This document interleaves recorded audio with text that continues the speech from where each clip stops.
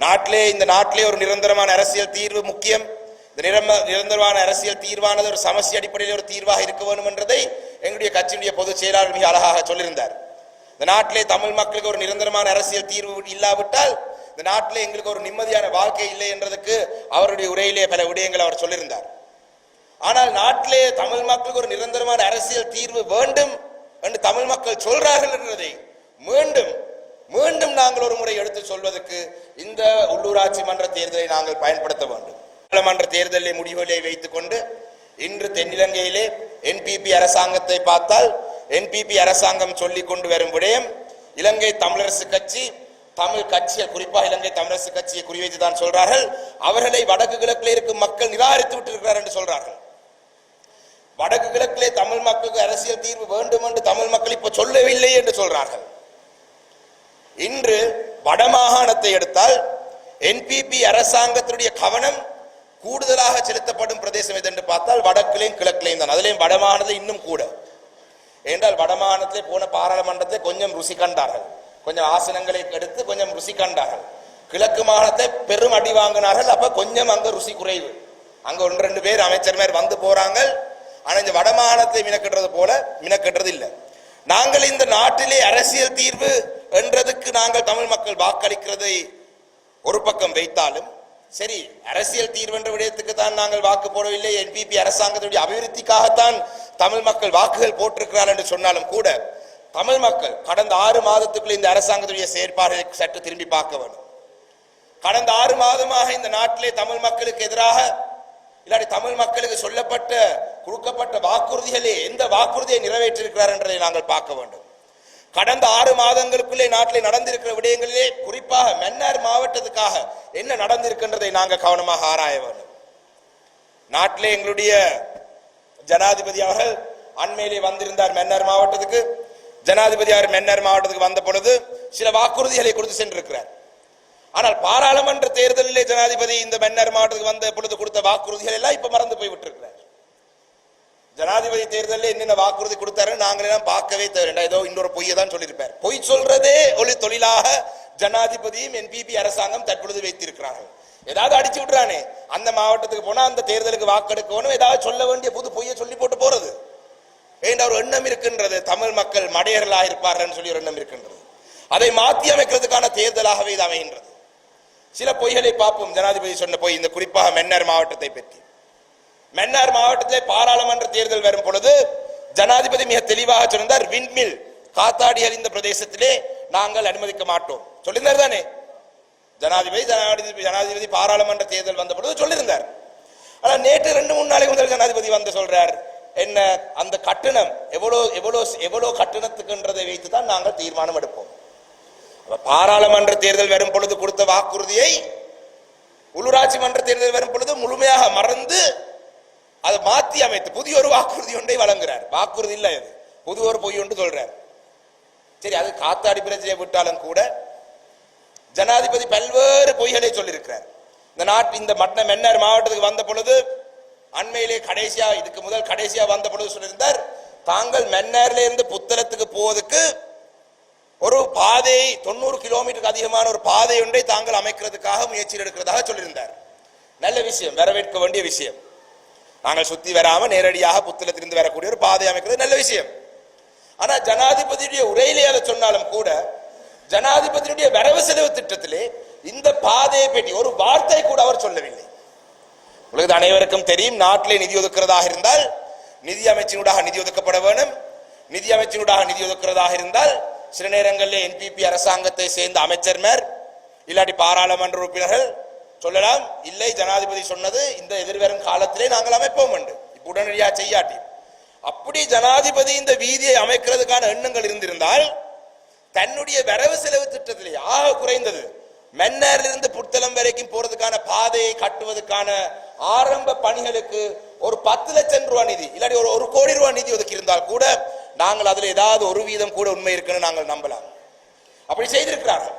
ஜனாதிபதியுடைய சொந்த கிராமமான தம்புத்தேகம் என்ற அனுராதபுர தம்புள்ள பிரதேசத்திலே இருக்கிற தம்புத்தேகம் என்ற பிரதேசத்திலே ஒரு புகையிரத நிலையம் அமைப்பதற்காக ஆய்வு செய்வதற்கு மாத்திரம் 100 மில்லியன் ரூபாய் அவர் நிதி ஒதுக்கி இருக்கிறார். வெறும் ஆய்வு செய்வதற்கு தன்னுடைய சொந்த ஊரான தம்புத்தேகம பிரதேசத்திலே ஒரு புகையிரத நிலையம் அமைக்கலாமா இல்லையான்ற அந்த ஆய்வை செய்வதற்கு 100 மில்லியன் இந்த வரவு செலவு திட்டத்திலே ஒதுக்கி இருக்கிறார். இப்ப ஜனாதிபதி மன்னார் மாவட்டத்துக்கு வந்து இந்த 90 கிலோமீட்டர் வீதியை அமைக்கிறது என்று சொல்லியிருந்தார். அப்படி என்றால் ஏன் அவருடைய வரவு செலவு திட்டத்திலே அதுக்கான ஒரு ஆக குறைந்தது ஒரு 10 மில்லியன் ரூபாய் நிதியாவது ஒரு ஆய்வு செய்வதற்கு ஒதுக்கவில்லை?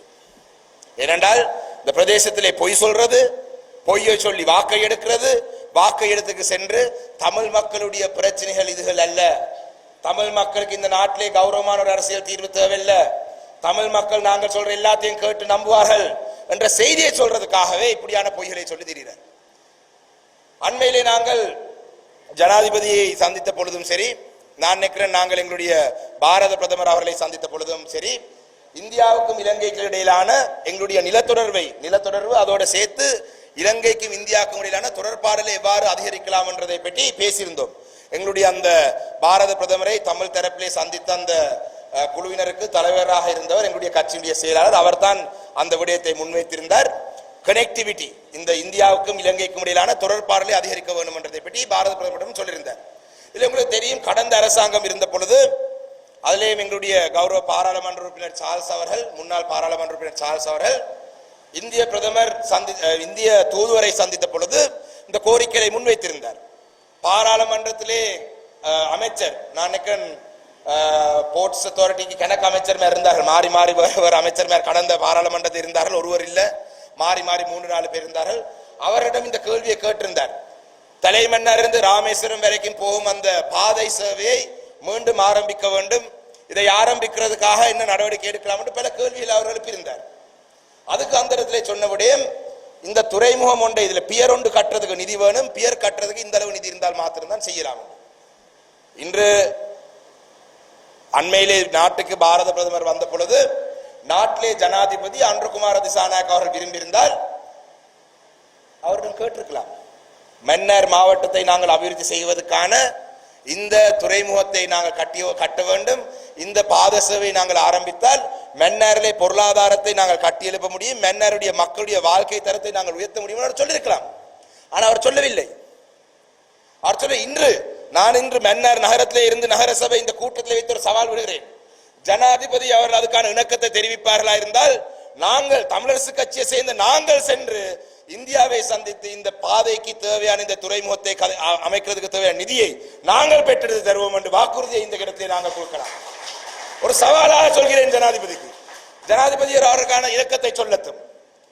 நான் இந்த அரசாங்கத்துடைய ஜனாதிபதியாக அன்ருகுமார திசாநாயக் ஆகிய நான் இந்தியாவுக்கும் இலங்கைக்கும் இடையில இந்த பாதையை மீண்டும் அமைக்கிறதுக்கு என்னுடைய சம்மதத்தை தருகிறேன் என்று மாத்திரம் அவர் சொல்லிட்டு முடிந்தால் அதை சொல்லி காட்டட்டும். மன்னாரை அபிவிருத்தி செய்கிற நோக்கம் இருந்தால் ஜனாதிபதி முதல் அதை சொல்லட்டும். நாங்கள் பேசுறோம் நிதியை கொண்டு வருவதை பற்றி, அவர் சொல்ல மாட்டார்கள். ஏனென்றால் அவங்களுடைய தென்னிலங்கையிலே அவங்களுடைய ஜேவிபி என்பிபி என்ற பதாகையோடு இன்று வந்தாலும் கூட அதிலே உள்ளுக்குள் இருக்கிறது ஜேவிபியை சேர்ந்தவர்கள் ஒரு நாளுமே இதை அனுமதிக்க மாட்டார்கள். ஆனால் இந்த என்பிபி அரசாங்கத்துடைய பொய்களுடைய வரிசையிலே இது இன்னொரு பொய். அபிவிருத்தி செய்ய நோக்கம் இல்லை, இருக்கிற வளங்களை பாதுகாக்கிற நோக்கம் இல்லை. ஏனென்றால் அவர்களுக்கு இந்த பிரதேசத்தை பற்றி அக்கறையும் இல்லை. ஆனால் இது கடந்த பாராளுமன்ற தேர்தலில் எங்களுடைய மக்கள், வடக்கு கிழக்கிலே இருக்கும் மக்கள், குறிப்பாக இந்த வடமாகாணத்தில் இருக்கும் சில மக்கள் பல்வேறு காரணங்களுக்காக சில நேரங்களில் அரசியல் தீர்வொன்றை அவர்கள் தருவோம் என்று சொல்லியிருந்தார்கள் தேர்தல் விஞ்ஞாபனத்திலே. அதை நம்பி வாக்களித்திருக்கலாம். அதுக்கான எந்த நடவடிக்கையும் இல்லை. காணாமாக்கப்பட்டவர்களுக்கான நீதிகளை எங்களுடைய அரசாங்கத்தின் கீழே நாங்கள் தருவோம் என்று சொல்லியிருந்தார்கள். அதுக்கான எந்த நடவடிக்கையும் இல்லை. மாகாண சபை தேர்தலை நடத்துவோம் என்று சொன்னார்கள். அதுக்கான எந்த நடவடிக்கையும் இல்லை. இந்த அந்த காரணங்களுக்காக வாக்களித்த மக்கள் ஏமாற்றப்பட்டார்கள். அபிவிருத்தி செய்வோம் என்று வந்த மக்களும் ஏமாற்றப்பட்டிருக்கிறார்கள். கனிய வளங்களை போன்ற விடயங்கள் இல்லாட்டி எங்களுடைய இந்த விண்மில் போன்ற விடயங்களை நிறுத்துவார் என்று நினைத்த மக்கள் ஏமாற்றப்பட்டிருக்கிறார்கள். அண்மையிலே நீங்கள் பார்த்திருப்பீங்கள், நான் ஆரம்பத்தில் சொன்னது போல வன்னி மாவட்டத்துடைய மக்களுடைய மானம் போகுது என்று சொன்னதுக்கான ஒரு காரணம் இருந்தது. அந்த காரணத்தை மாத்திரம் சொல்லி இது ஒரு காரணம் போதும், நாங்கள் எல்லாம் என்பிபிக்கு வாக்களிக்காமல் வேற எந்த கட்சியிற்கும் வாக்களிக்காமல் எங்களுடைய தமிழரசு கட்சிக்கு மாத்திரம் வாக்களிக்கிறது. அவர் சொல்லியிருந்தார், இது நாடு முழுவதும் மாத்திரமல்ல உலகம் முழுதும் வன்னி மாவட்டத்தினுடைய பெருமையை பற்றி யோசித்து சிரித்தார்கள். என்ன உரை என்று சொன்னால், நாட்டிலே ஒரு அரிசி தட்டுப்பாடு வந்தது, நாட்டிலே ஒரு பாரிய அரிசி தட்டுப்பாடு வந்தது. நாட்டிலே அரிசி தட்டுப்பாடு வந்த பொழுது ஆளுங்கட்சியிலே இருக்கிற அமைச்சர்மார் வேறு வேறு நாடுகளில் இருந்து அரிசி இறக்குமதி செய்யலாம் என்று பார்த்தார்கள். எதிர்கட்சியில் இருக்கிற நாங்கள் சில ஆலோசனைகளை வழங்கியிருந்தோம். இந்த நாடோட பேசலாம், இல்லாவிட்டால் இந்த இடத்திலே இருந்து இப்படி அரிசி இறக்குமதி செய்யலாம். ஆனால் வன்னி மாவட்ட மக்கள் தெரிவு செய்த பாராளுமன்ற உறுப்பினருடைய ஆலோசனை என்னவாக இருந்தது? உங்களுடைய வீட்டிலே என்னுடைய வீட்டிலே வளர்க்கிற நாய்கள், இந்த நாய்கள் சாப்பிட்டு தான் இந்த அரிசி தட்டுப்பாடு வந்தது. இந்த நாய்கள் அரிசி சாப்பிடுறதை நிறுத்த வேண்டும் என்றதுதான் வன்னி மாவட்டத்துடைய பாராளுமன்ற உறுப்பினருடைய ஆலோசனையாக இருந்தது. இவர்களை போன்றவர்கள் உங்களுடைய மக்கள் பிரதிநிதிகளாக தொடர்ந்தும் நீங்கள் வைத்து அழகு பார்க்க போறீங்களா? இல்லாவிட்டால் தமிழ் மக்களுக்காக எப்பொழுதும் தமிழ் மக்களுக்காகவே உழைத்துக் கொண்டிருக்கும் தமிழரசு கட்சிக்கு வாக்களிக்க போறீங்களா என்ற முடிவை வன்னி மாவட்டத்தில் இருக்கிற மக்கள் எடுக்க வேண்டும். நிச்சயமா இப்பொழுது அந்த முடிவை எடுத்திருப்பார்கள்.